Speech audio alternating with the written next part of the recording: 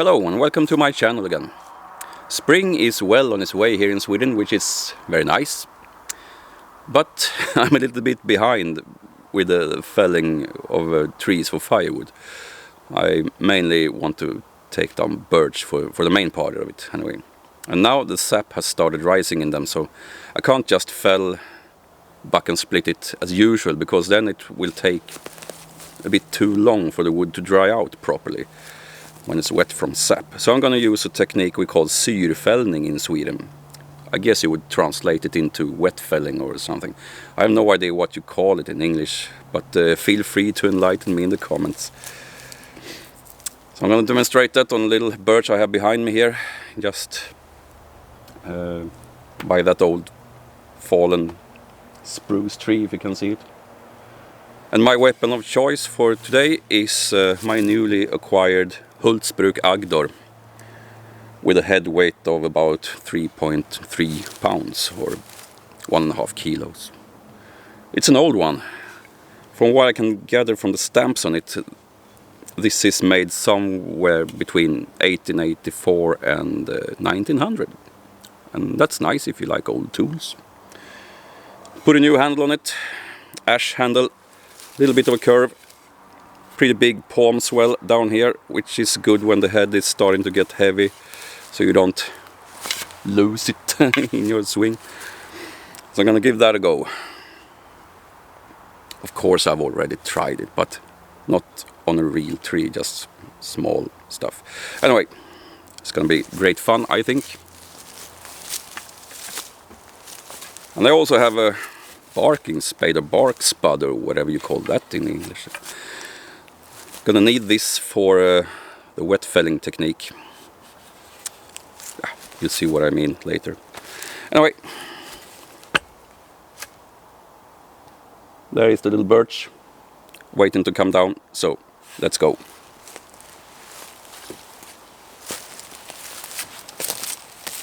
Great felling spot this, isn't it? Well,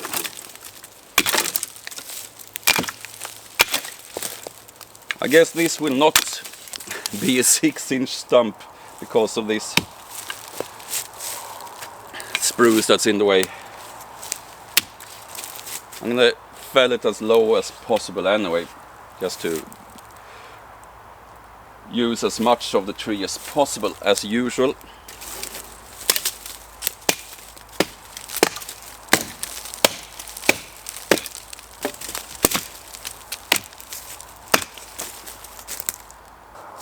Alright, here we go. First real attempt to use this axe. I'm gonna try and push it away from the lean because of where the gaps between the trees are. But it's not a very big tree, I think I can manage. Anyway, I'm starting the face cut now.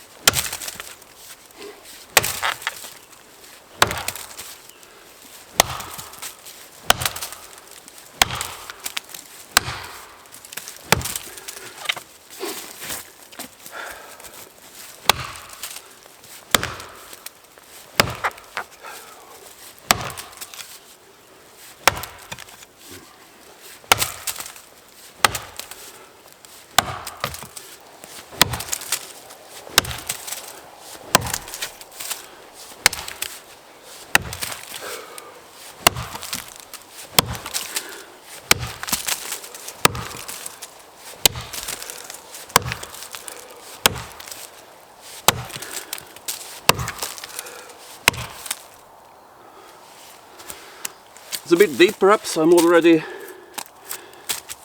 right in the middle. And as usual with the birches around here, there's rot in it.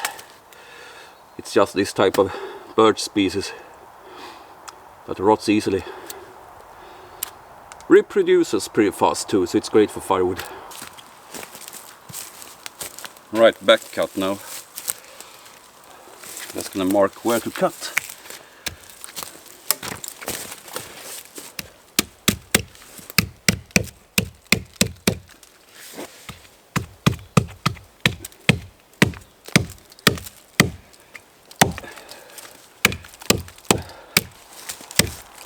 something like that. The edge bevel on the axe is, I think it was somewhere between 22.5 and 25 degrees in the middle. Slightly smaller at the heel and the toe. It's about 20 over those places. I did it deliberately, and it's supposed to be a good grind when the cheeks are hollowed out a bit. It's supposed to prevent the axe from sticking. So I tried to achieve that. Can't really judge it yet, but the axe itself, it feels really great. It almost cuts on its own. I'm probably gonna use this heavier axe for felling quite a lot in the future as well. Right, here comes the back cut. A bit more interesting with a big rock, exactly where I want to stand, but anyway, here it goes.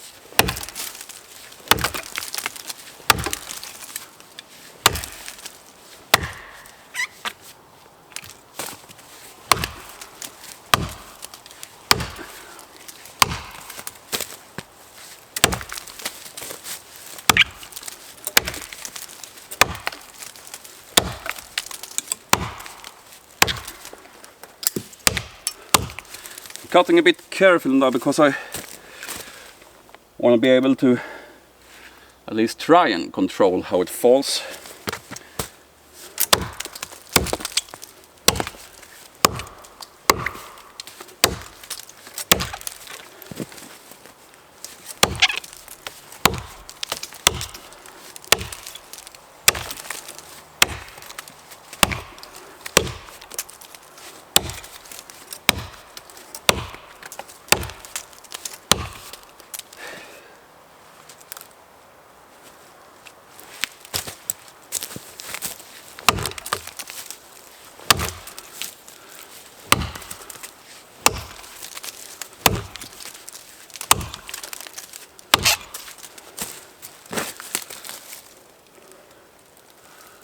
Yeah, I guess it's going now.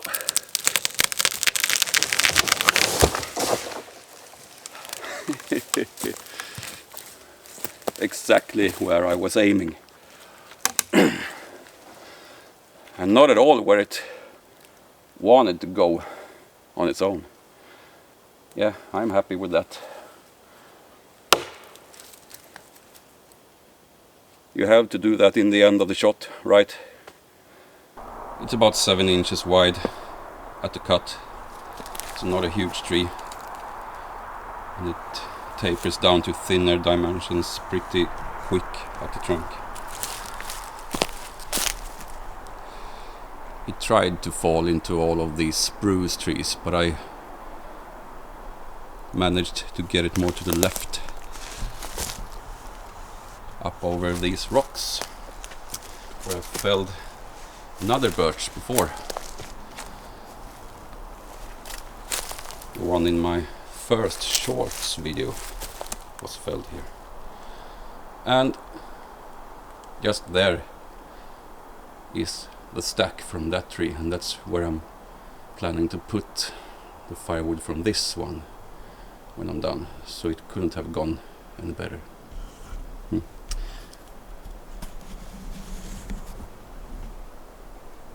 It looks a right mess now, thanks to wildlife, I think.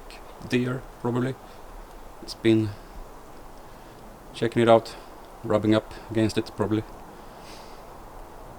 I'll stack it up again later. Anyway,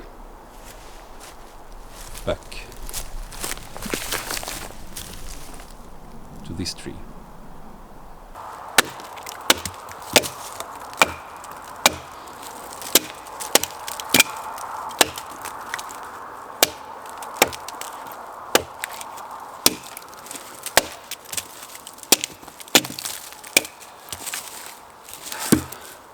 The thing with wet felling, or syrfällning in Sweden, is that you don't cut the limbs off the tree just after you fell it. And you don't buck it and split it. You leave all the limbs, all the branches and all the buds intact on it. And the reason for that is they are supposed to draw all the sap up through the trunk and out into the buds. And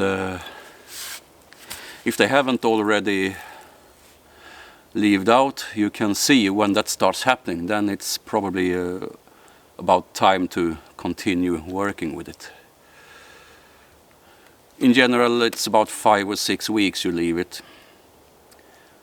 That usually drops the moisture content by about 30% in the wood. But that's not all you do, just felling it and leaving it. You also cut away a couple of bark strips from the trunk to help the moisture escape into the air. I didn't know that when I tried this the first time last year, but even doing it without cutting the bark, I noticed a big difference in weight when I cut the tree up and started moving it. I don't know if it was Glenn Urquhart that told me about the barking, or if I read it somewhere, but I know he does it, and apparently that's the right way to do it, so I'm gonna do it as well. Down here, close to the root, the bark is really coarse and gnarly, so I can't really use the bark spud here, but cutting away with the axe a bit. When I get further up the trunk, it's much easier to use the barking spud or spade. What do you call it? I think I read both bark spade and bark spud. Is it a dialect thing or regional thing, or what is it? Tell me that in the comments as well, if you wouldn't mind.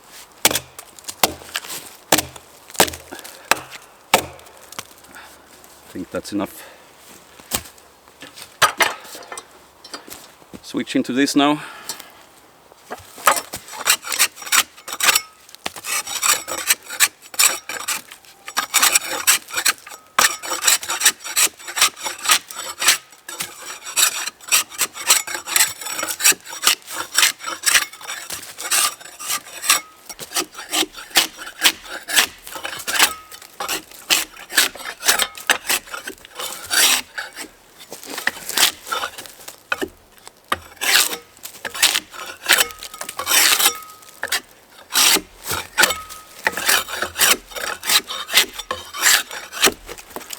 It's easier than peeling a banana when the tree is freshly cut.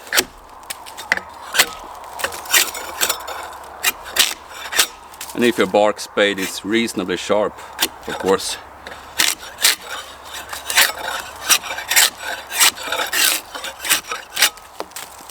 It's a single bevel tool. You put the bevel down towards the trunk when you peel.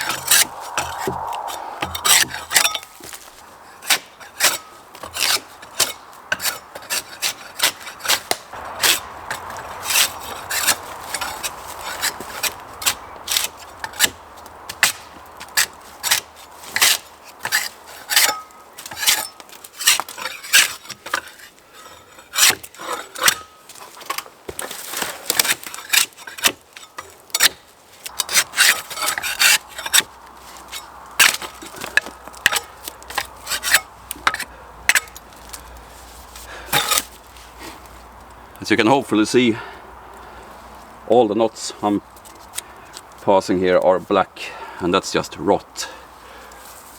All of it.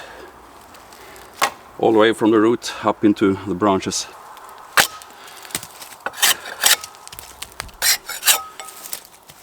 With a little bit extra force you can also cut smaller branches with the bark spud if you need to.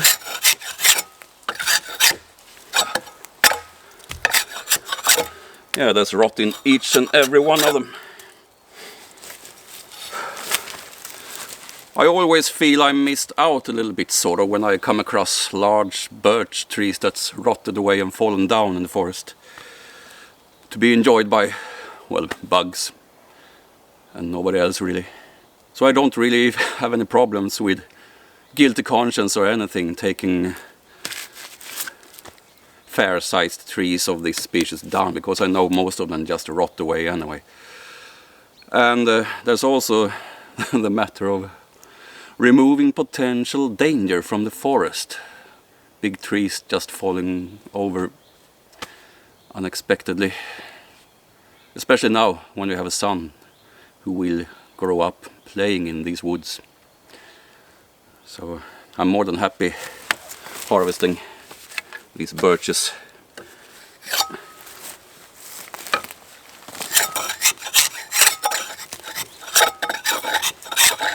And they grow back pretty quickly if you just leave a couple of them.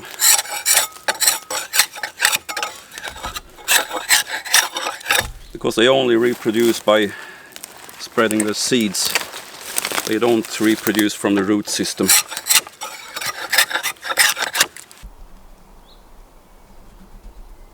There's another one of my firewood stacks over there. I have them in various places around these woods.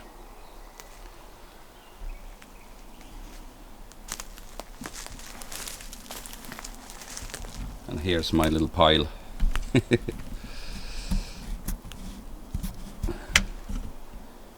That some deer, I think, at least, helped me improve a bit.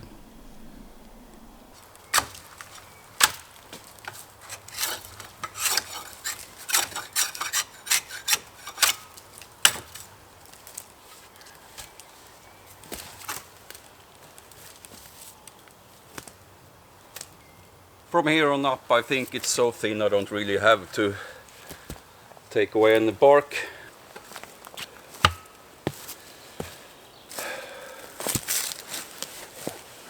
Well, I'd like to get 1 or 2 strips more off, at least one down by the root, but I'm not sure if I can get to it in a good way.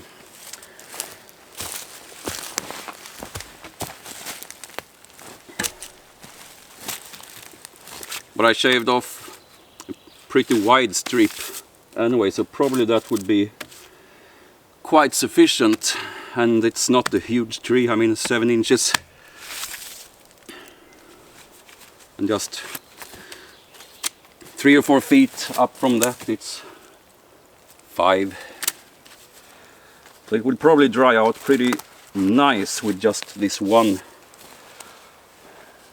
wide strip. But of course I can cut away some of this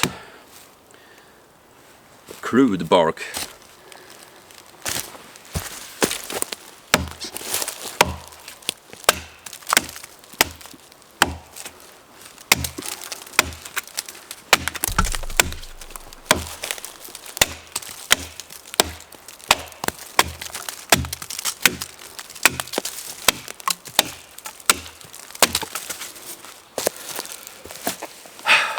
I'm not gonna lie to you, this is probably just an excuse for me to use my new axe a little bit more. Not sure I'm adding much with this to the process.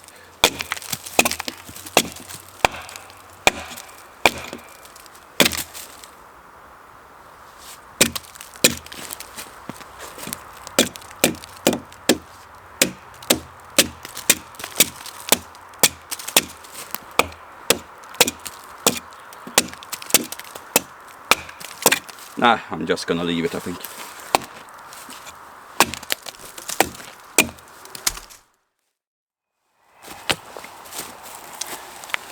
Anyway, There you have it. Syrfällning, or wet felling, if you don't understand my Swedish. I guess a lot of you don't. I'm gonna come back to this in about 5 or 6 weeks, continue processing it then when it's supposedly dried out, or dried out about 30% if this works according to the numbers I've seen. But for today, this concludes the video. I'm glad you came to my channel once again to see what I'm up to, and if you are new, welcome. Please come back and don't forget to subscribe on the way out. I'll see you next time.